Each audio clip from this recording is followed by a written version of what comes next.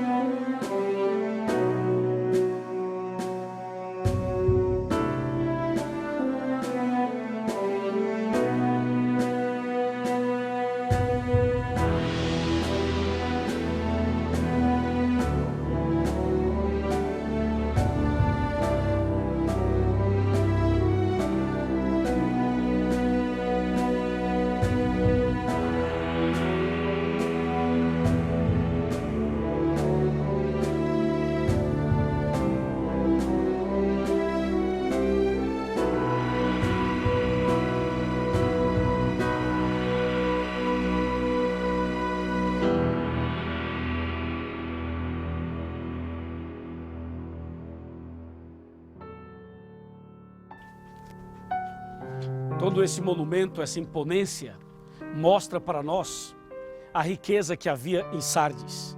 Eles tinham muito ouro e por isso podiam construir coisas espetaculares, extraordinárias, como esse edifício que você está vendo. Mas eu fico pensando ao olhar para toda essa construção, será que essa é realmente a riqueza do homem?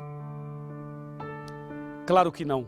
A riqueza do homem não está no ouro, nem na prata, nem nos dólares, não está nos bens materiais, no carro, na casa, não está em nada disso.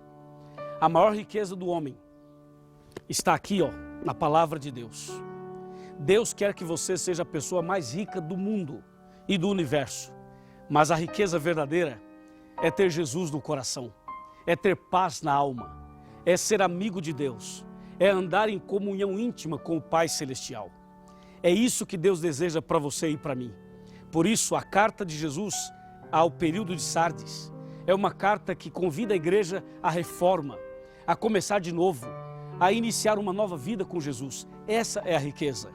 Aqui no livro do Apocalipse, capítulo 3, versos 1 e 4, está escrito: ao anjo da igreja em Sardes escreve: estas coisas diz aquele que tem os 7 Espíritos de Deus e as 7 estrelas. Conheço as tuas obras, que tens nome de que vives e estás morto. Verso 4.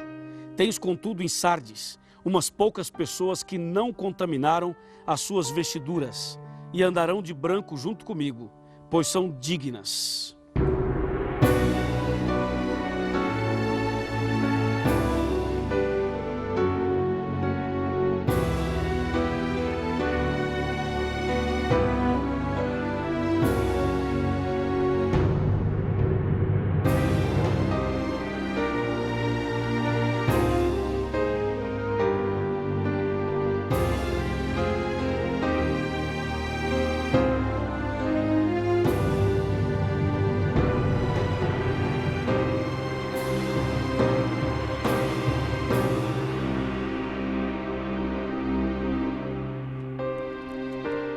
Na verdade, esse texto que eu acabei de ler, de Apocalipse capítulo 3, versos 1 e 4, eles são mais profundos do que a gente pode imaginar. Eu queria ler com você mais alguns textos da Bíblia, mas antes, eu quero lembrá-lo de uma coisa muito importante. Você precisa acompanhar o raciocínio das 7 igrejas. Quando Jesus fala sobre as 7 igrejas, ele está falando de 7 fases da igreja, ou seja, da igreja cristã. Então, você lembra comigo, quando nós falamos de Éfeso, representa o primeiro período do cristianismo, do ano 31 até o ano 100. Quando falamos de Esmirna, falamos do segundo período da igreja cristã, ou seja, o primeiro e o segundo foram períodos em que a igreja conseguiu manter a firmeza espiritual e doutrinária. Ou seja, Éfeso e Esmirna representam 2 períodos do cristianismo em que o povo de Deus segurou firme os princípios da palavra de Deus. Mas quando chegamos em Pérgamo e Tiatira, a Bíblia diz que o diabo colocou o seu trono no meio do cristianismo. Ou seja, o inimigo misturou a verdade com a mentira. Entende? Então, quando falamos em Pérgamo e Tiatira, estamos falando de um momento triste, de um momento difícil, de um momento de tribulação e até de perseguição. Esses 2 últimos períodos que eu mencionei, como Pérgamo e Tiatira, foram períodos em que as verdades bíblicas foram jogadas por terra. E finalmente chegamos a Sardes. Sardes é aquele momento em que Deus começa um processo de restauração, em que Deus começa um processo para levantar, para restaurar, para erguer aquilo que foi jogado por terra. E por isso Deus levanta um povo. Na verdade, o povo de Deus sempre existiu. O povo de Deus existe desde Adão e Eva, essa é a verdade. Mas em Sardes, nós encontramos o episódio bíblico e histórico do surgimento do movimento protestante. Por que eu digo bíblico? Porque a própria carta fala a respeito disso. O texto que eu havia lido, vou ler outra vez. Apocalipse 3, verso 4. Tens, contudo, em Sardes umas poucas pessoas que não contaminaram suas vestiduras e andarão de branco junto comigo, pois são dignas. Então você vê, nessa carta Jesus fala de um grupo de pessoas que conseguiram manter a firmeza na fé. Então Deus sempre teve um povo fiel e é justamente nesse período de Sardes, no ano de 1517, para ser mais preciso, dia 31 de outubro, foi que Martinho Lutero se levantou em nome do Senhor e deu início a esse processo de reforma. Mas ouça bem, eu falei processo, porque a reforma continua até hoje. Deus está reformando e restaurando as verdades na vida, no coração das pessoas até hoje. E esse processo vai terminar exatamente quando Jesus voltar. Agora, a Bíblia, quando fala aqui que Deus tinha em Sardes pessoas que não se contaminaram, é porque Deus está falando realmente de que Ele tem um povo na terra. E Martinho Lutero, quando se levantou lá na Alemanha, em Wittenberg, e colocou na porta da igreja as 95 teses da justificação pela fé, Martinho Lutero estava sendo usado por Deus para fazer cumprir uma profecia bíblica. A profecia que está, por exemplo, em Isaías, capítulo 58, versículo 12. O profeta Isaías, falando sobre esse processo de restauração, ele escreveu o seguinte, eu vou ler com você, Isaías capítulo 58, verso 12, que diz assim: os teus filhos edificarão as antigas ruínas, levantarás os fundamentos de muitas gerações, e será chamado reparador de brechas e restaurador de veredas, para que o país se torne habitável.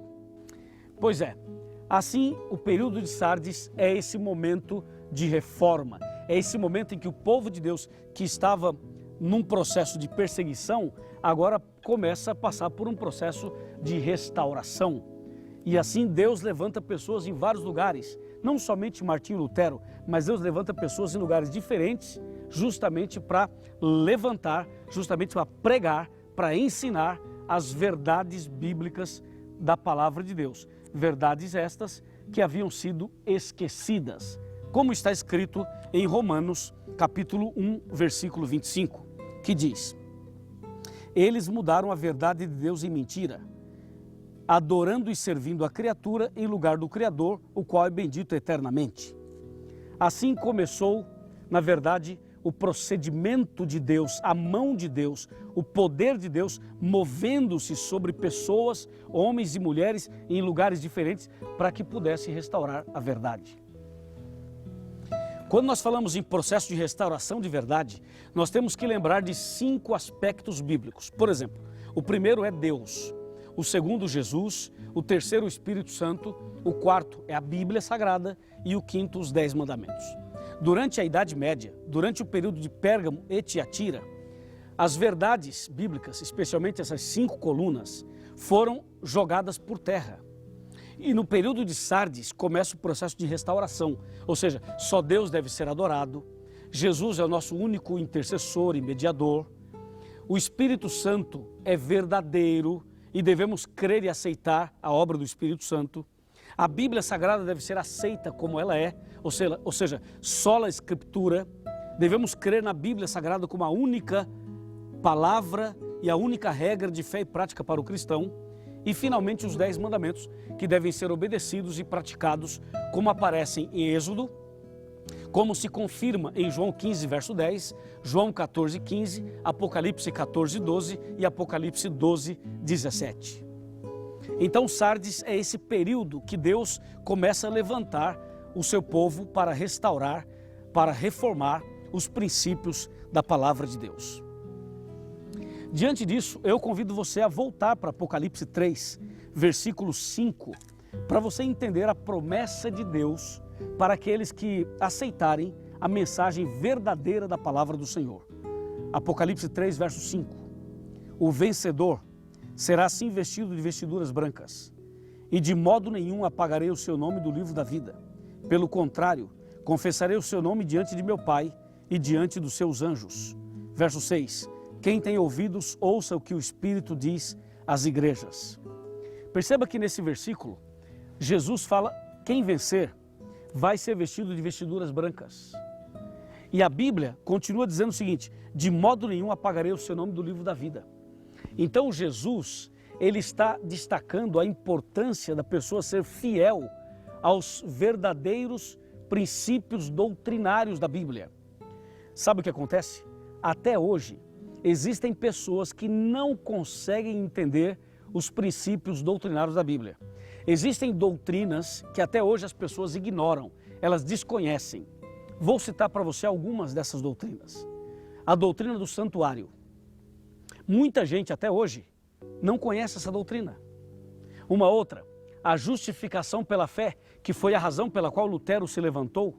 Até hoje muitas pessoas não sabem o que é justificação pela fé. Se eu falar, por exemplo, para você sobre os 10 mandamentos e perguntar a você quais são os 10 mandamentos, me fala aí um por um. Você vai perceber que muitas pessoas não sabem quais são os 10 mandamentos. Se eu perguntar a você, por exemplo, me fale sobre a volta de Jesus, o milênio e o novo céu e a nova terra, haverá muitos conflitos, muitas distorções, ideias diferentes. Se eu perguntar a você, me fale sobre a temperança cristã, você vai notar que hoje em dia muitos princípios bíblicos, doutrinários, profundos e verdadeiros, as pessoas desconhecem. Sabe por quê? Porque no período de Pérgamo e Tiatira, essas verdades foram jogadas por terra. Mas no período de Sardes, começa a restauração. E essa restauração acontece até hoje. Por exemplo, eu estou aqui pregando para você, para que aconteça a restauração da verdade no seu coração. Por quê? Porque hoje muitos evangélicos, protestantes e até mesmo católicos desconhecem esses princípios. Porque no período da perseguição, isso foi jogado por terra e eles pisaram. E as pessoas simplesmente não estudam a Bíblia. E a Bíblia Sagrada, a Palavra de Deus, chama a sua atenção para a necessidade urgente hoje de voltar, de ressuscitar, de reviver, como diz a carta que Jesus mandou para Sardes. Você lembra que o verso 1, capítulo 3, verso 1 diz assim: eu conheço as tuas obras, que tens nome de que vives e estás morto. Então até hoje tem muita gente que se diz cristã, que se diz evangélica, que se diz servo de Deus, tem nome de que vive, está com a Bíblia na mão, vai à igreja, canta, ora, mas está morto. Por quê? Porque não conhece as verdades bíblicas. As verdades bíblicas estão mortas no coração das pessoas.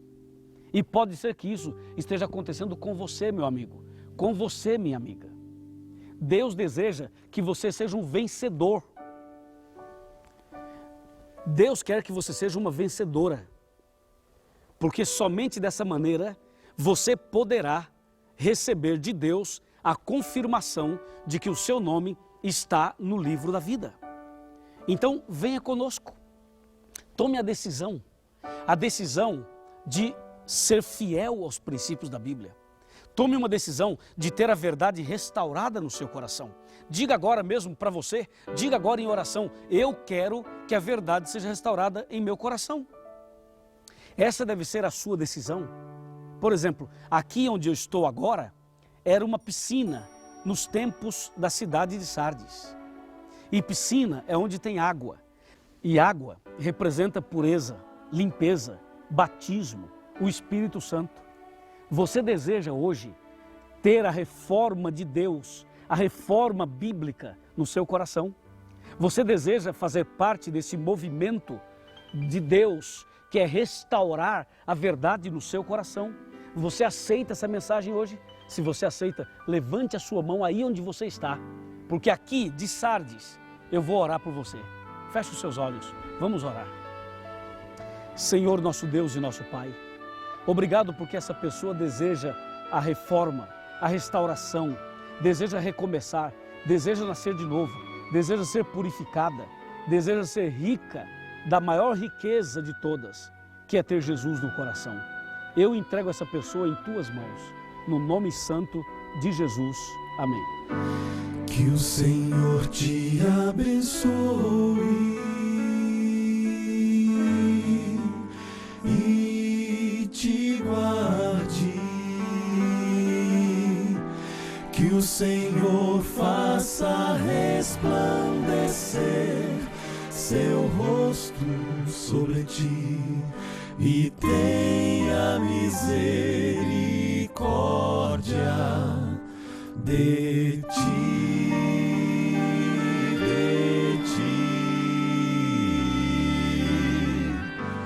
que o Senhor sobre ti levante o seu rosto e te dê